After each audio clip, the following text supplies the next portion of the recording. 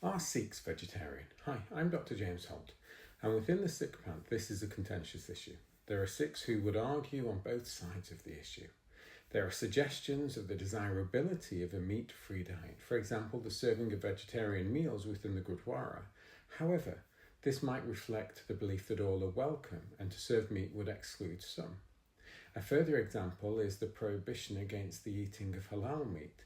Again, this is only rejecting the eating of meat in certain contexts, reflected by one Sikh complaining about the decision of her local deli to serve halal chicken, which meant she would need to eat elsewhere.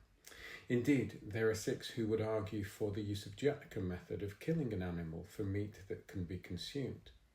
The Rahit Maryada does not forbid the eating of meat, and Guru Granth Sahib is somewhat ambiguous on the topic of vegetarianism. On the rejection of meat eating, various Shabads in Guru Granth Sahib are cited. For example, the world eats dead carcasses, living by neglect and greed like a goblin or a beast. They kill and eat the forbidden carcasses of meat, so control your urges or else you will be seized by the Lord and thrown into the tortures of hell. And again, you kill living beings and call it a righteous action. Tell me, brother, what would you call an unrighteous action? Further, you say that the one Lord is in all, so why do you kill chickens? Many Sikhs would agree with the approach suggested by one Sikh. When we realise the power of the ego, we realise that the divine is present in all. Thus, the eating of flesh only aids the delights of the ego.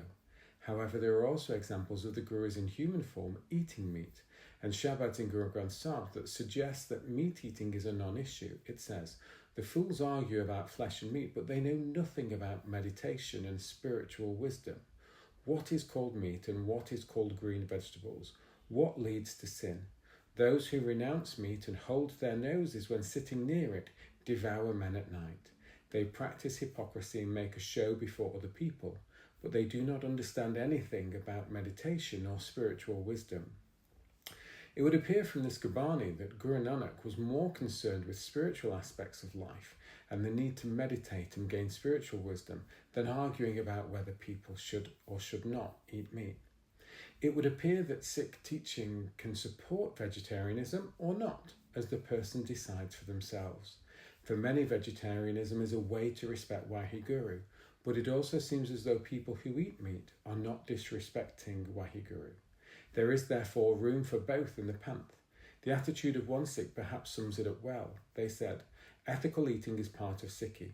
Vegetarianism can be a part of ethical eating.